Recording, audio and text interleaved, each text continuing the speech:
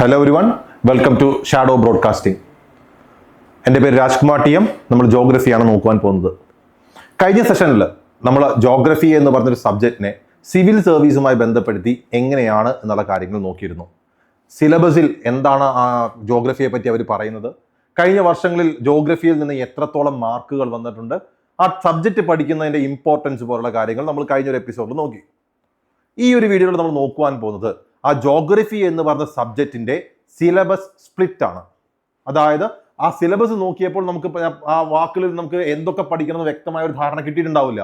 അപ്പോൾ നമ്മൾ കഴിഞ്ഞ വർഷങ്ങളിലെ ക്വസ്റ്റ്യൻസും മറ്റും നോക്കിക്കൊണ്ട് വി ഹാവ് ആൻ ഐഡിയ എന്തൊക്കെയാണ് ജോഗ്രഫിയിൽ UPSC ചോദിക്കുന്നത്, അതിന് എന്തൊക്കെ കാര്യങ്ങൾ പഠിക്കണം. അതിനെ ചെറിയ ചെറിയ ടോപ്പിക്സ് ആയി ഡിവൈഡ് ചെയ്തിരിക്കുന്നു. ആ ടോപ്പിക്സിനെ വീണ്ടും മൈക്രോ ടോപ്പിക്സ് ആയി ഡിവൈഡ് ചെയ്തിരിക്കുന്നു. അപ്പോൾ ആ മൈക്രോ ടോപ്പിക്സിനെയും പറ്റിയാണ് നമ്മൾ ഇന്നത്തെ വീഡിയോയിൽ നമ്മൾ ഡിസ്കസ് ചെയ്യാൻ പോകുന്നത്.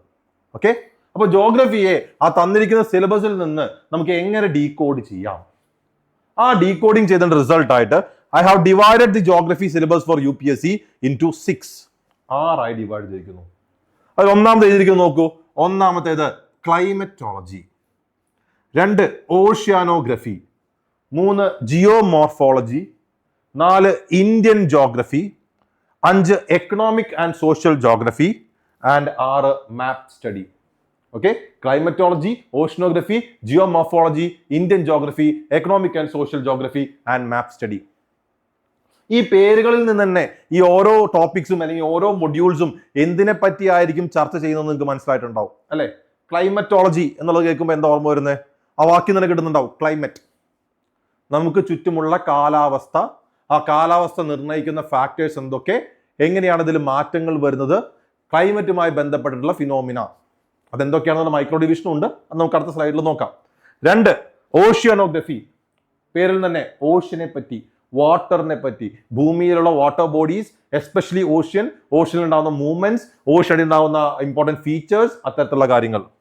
ദെൻ ജിയോമോർഫോളജി, ക്ലൈമറ്റോളജിയും ഓഷ്യനോളജിയും കിട്ടിയ പോലെ ജിയോമോർഫോളജി അർത്ഥം ചിലപ്പോൾ ചിലവർക്ക് കിട്ടിയിട്ടുണ്ടാവില്ല. ജിയോമോർഫോളജി എന്ന് പറഞ്ഞാൽ നമ്മൾ പഠിക്കുന്നത് എർത്തിന്റെ ഇന്റീരിയർ, അതുമായി ബന്ധപ്പെട്ട കുറച്ച് കാര്യങ്ങൾ, എർത്തിന്റെ ഇന്റീരിയറുമായി ബന്ധപ്പെട്ട കാര്യങ്ങൾ. ദെൻ ഇന്ത്യൻ ജോഗ്രഫി പഠിക്കണം. ഓക്കെ, അപ്പോൾ നമ്മൾ ഈ തുടക്കത്തിൽ എഴുതിയ 3 ടോപ്പിക്സ് ഉണ്ടല്ലോ, ക്ലൈമറ്റോളജി, ഓഷ്യനോഗ്രഫി, ജിയോമോർഫോളജി.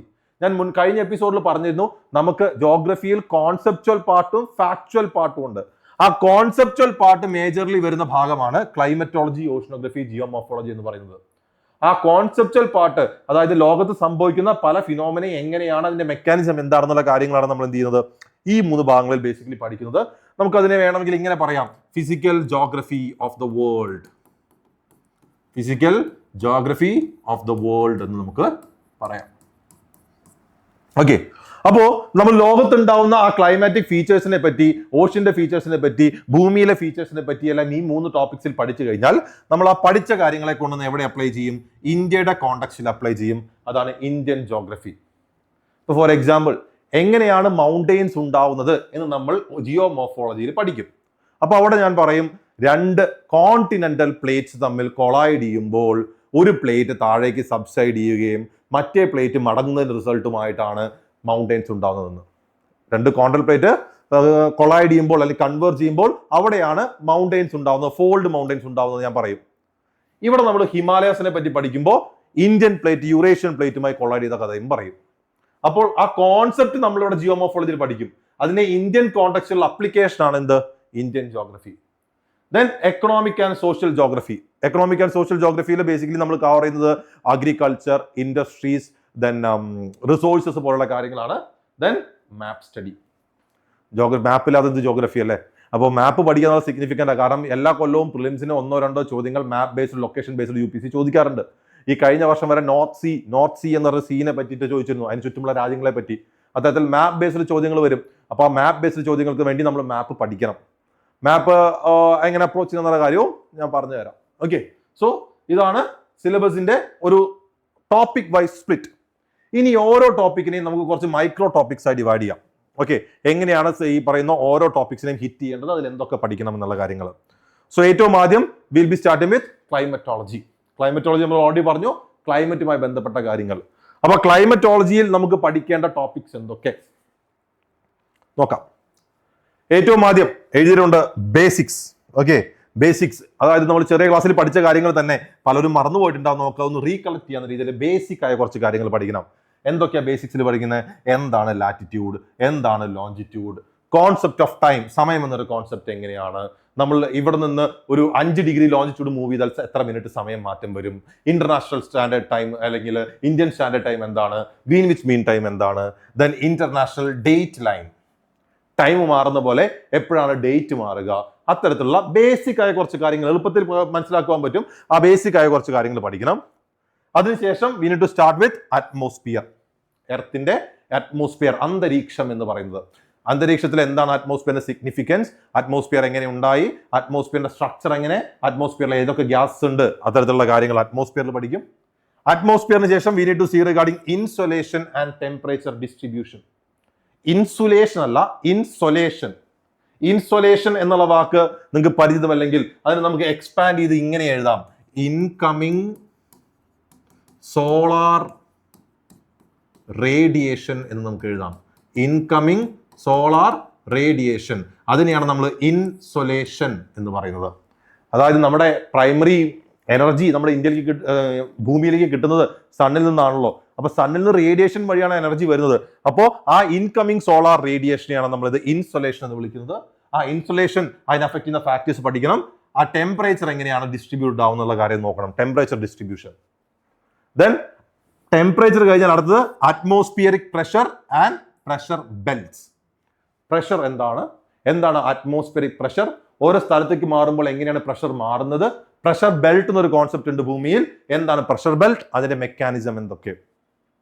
പലപ്പോഴും ഈ ഭാഗങ്ങളൊക്കെ കുട്ടികൾ ഇങ്ങനെ കാണാതെ പഠിക്കുവാൻ ശ്രമിക്കും, അതായത് മനസ്സിലാക്കാതെ ബൈ ഹാർട്ട് പഠിക്കുവാൻ ശ്രമിക്കും. UPSC ഞാൻ കഴിഞ്ഞ വീഡിയോയിൽ പറഞ്ഞ പോലെ തന്നെ വളരെ കോൺസെപ്റ്റിലായിട്ടാണ് പലപ്പോഴും ചോദിക്കുക. അപ്പോൾ കോൺസെപ്റ്റ് മനസ്സിലാക്കി എന്നുള്ളത് ഇമ്പോർട്ടൻ്റ്. അപ്പോൾ നമ്മൾ കോൺസെപ്റ്റ് വൈസ് ആണ് ഇവിടെ എക്സ്പ്ലെയിൻ ചെയ്യുക. അത് എല്ലാവരും ശ്രദ്ധിച്ച് കൃത്യമായി നോക്കി വയ്ക്കുക എന്നുള്ള സിഗ്നിഫിക്കൻ്റ് ആണ്. Okay, pressure and pressure belts. അതിനുശേഷം നമുക്ക് പഠിക്കേണ്ടത് വിൻഡ്സ്. എന്താണ് വിൻഡ്, വിൻഡിനെ എഫക്ട് ചെയ്യുന്ന ഫാക്ടേഴ്സ്, എങ്ങനെയാണ് ഓരോ സ്ഥലത്ത് ഓരോ ടൈപ്പ് ഓഫ് വിൻഡ് വരുന്നത്, അതിന്റെ ഡിഫറെന്റ് ടൈപ്സ് എന്തൊക്കെ, അത്തരത്തിലുള്ള കാര്യങ്ങൾ വിൻഡിനെ പറ്റി നമ്മൾ പഠിക്കും.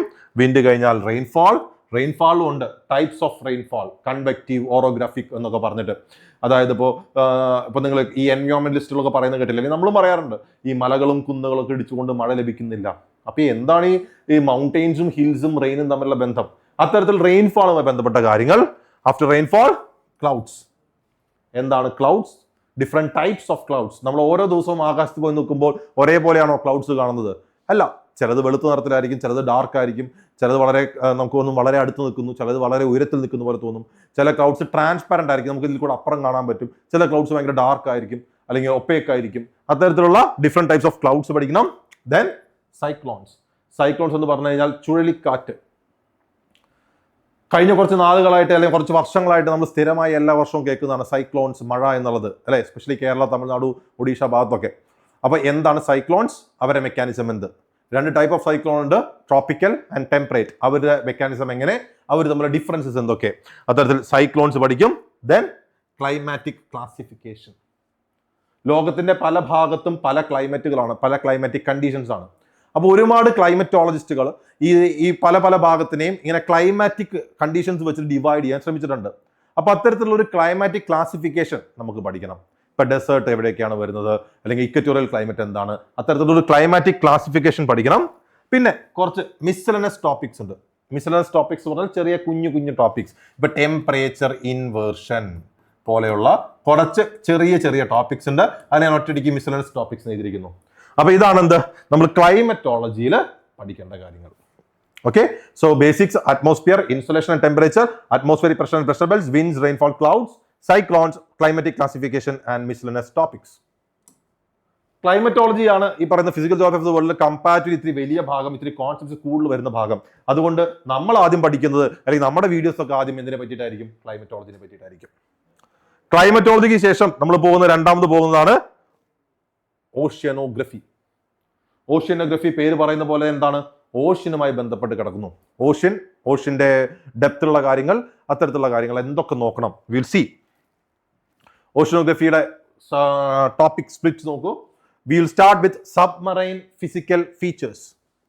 ഫിസിക്കൽ ഫീച്ചേഴ്സ് എന്ന് പറഞ്ഞാൽ എർത്തിലെ ഫിസിക്കൽ ഫീച്ചേഴ്സ് എന്ന് പറഞ്ഞു കഴിഞ്ഞാൽ, നമ്മൾ എർത്തിലെ ഫിസിക്കൽ ഫീച്ചേഴ്സ് എന്ന് പറഞ്ഞു കഴിഞ്ഞാൽ നമുക്ക് എർത്തിൽ കാണുന്ന ഡിഫറെന്റ് ടൈപ്സ് ഓഫ് മൗണ്ടെയിൻസ് അല്ലെങ്കിൽ പ്ലാറ്റ്യൂസ് പോലുള്ള കാര്യങ്ങളാണ്. അപ്പൊ അതാണ് ഫിസിക്കൽ ഫീച്ചർ എന്നുള്ള വാക്കിനർത്ഥം. അപ്പൊ സബ്മറൈൻ ഫിസിക്കൽ ഫീച്ചർ എന്ന് പറഞ്ഞാൽ എന്തായിരിക്കും?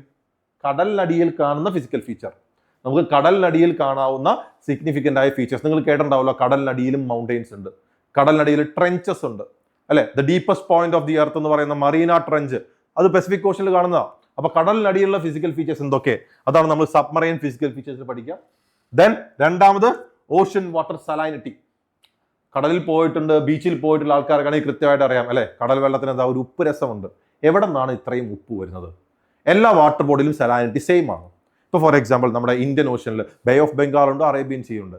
ബേ ഓഫ് ബംഗാളിലും അറേബ്യൻ സീയിലുമുള്ള സലൈനിറ്റി സെയിം ആണോ? അല്ലെങ്കിൽ ഏതെങ്കിലും ഒരെണ്ണത്തിൽ കൂടുതലാണോ? എന്തുകൊണ്ടാണ് കൂടുതൽ? അത്തരത്തിലുള്ള സലൈനിറ്റിയുമായി ബന്ധപ്പെട്ട കാര്യങ്ങൾ നോക്കണം. അതിനുശേഷം സലൈനിറ്റി കഴിഞ്ഞാൽ ടെമ്പറേച്ചർ. ഓഷ്യൻ വാട്ടർ ടെമ്പറേച്ചർ എങ്ങനെയാണ് മാറുന്നത്?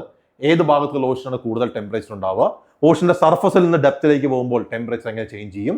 അത്തരത്തിലുള്ള കാര്യങ്ങൾ ഓഷ്യൻ വാട്ടർ ടെമ്പറേച്ചർ എന്ന ടോപ്പിക്സിൽ പഠിക്കും. ദെൻ ഓഷ്യനോഗ്രഫിയിലെ ഏറ്റവും സിഗ്നിഫിക്കന്റ് ആയ ടോപ്പിക്കാണ് ഓഷ്യൻ കറന്റ്സ്. കറന്റ് എന്നുള്ള വാക്ക് നമ്മൾ എപ്പോഴും ഉപയോഗിക്കാം. കറന്റ് എന്ന് പറഞ്ഞു കഴിഞ്ഞാൽ എന്തിനെങ്കിലും ഫ്ലോ ഉണ്ടാകുമ്പോൾ നമ്മൾ ഉപയോഗിക്കുന്ന വാക്കാണ് കറന്റ് എന്ന് പറയുന്നത്, അല്ലെ? നമ്മൾ നോർമലി ഇലക്ട്രിസിറ്റിക്ക് we call it as current. Electricity എന്ന് പറഞ്ഞാൽ എന്താ? Flow of electrons. അത്തരത്തിൽ ഫ്ലോ ഉണ്ടാവുന്ന ഒന്നിനെയാണ് നമ്മൾ കറന്റ് എന്ന് പറയുക. അപ്പോൾ ഓഷ്യൻ കറന്റ്സ് എന്ന് പറഞ്ഞു കഴിഞ്ഞാൽ നമ്മുടെ കരയിൽ നദികൾ ഒഴുകുന്ന പോലെ ഓഷ്യനിലും റിവർ വാട്ടർ ഫ്ലോ ചെയ്യുന്നുണ്ട്.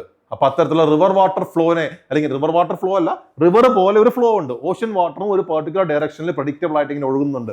ആ ഒഴുക്കിനെ പറയുന്നതാണ് ഓഷ്യൻ കറന്റ്സ്. ഓഷ്യൻ കറന്റ്സിൽ അത് ആ സ്ഥലത്തെ ക്ലൈമറ്റിനൊക്കെ എഫക്ട് ചെയ്യാൻ പാകത്തിന് സ്ട്രെങ്ത് ഉണ്ട് ഓഷ്യൻ കറന്റ്സിന്. അപ്പൊ അതുകൊണ്ട് അത് ഇത്തിരി ഇമ്പോർട്ടന്റ് ആണ്. അപ്പൊ ഓഷ്യൻ കറന്റ്സ് നോക്കണം. ഓഷ്യൻ കറന്റ്സിന് ശേഷം ഓഷ്യൻ ടൈഡ്സ്. ടൈഡ്സ് എന്ന് പറഞ്ഞാൽ എന്താണ്?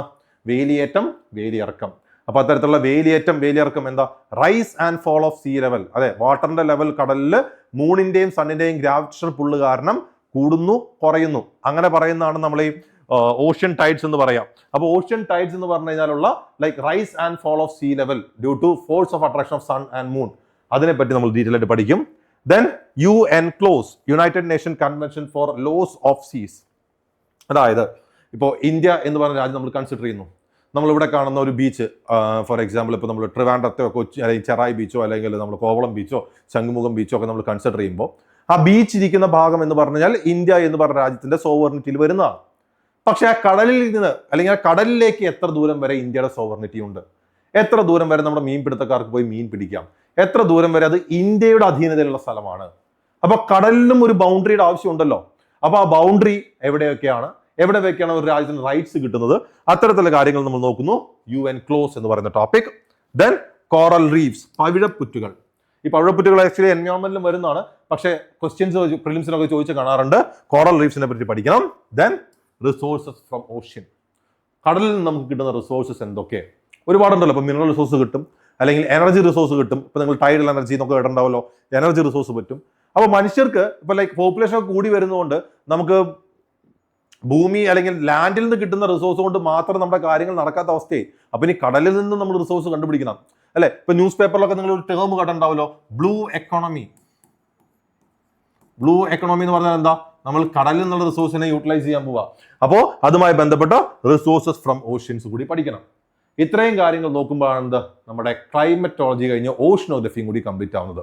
Okay, so these are the topics that we to study under oceanography. Okay, so ഇത് നമ്മുടെ ഫിസിക്കൽ ജോഗ്രഫി ഓഫ് വേൾഡ് എന്ന് പറയുന്ന ടോപ്പിക്സിൽ വരുന്ന രണ്ട് മേജർ ഹെഡിങ്സ് ആണ്. ഒന്ന് ക്ലൈമറ്റോളജി, മറ്റൊന്ന് ഓഷ്യനോഗ്രഫി. ബാക്കിയുള്ള സിലബസിന്റെ മൈക്രോ സ്പ്ലിറ്റ്സ് അല്ലെങ്കിൽ മൈക്രോ ടോപ്പിക്സ് ആയിട്ട് നമുക്ക് അടുത്ത വീഡിയോയിൽ കാണാം. Thank you.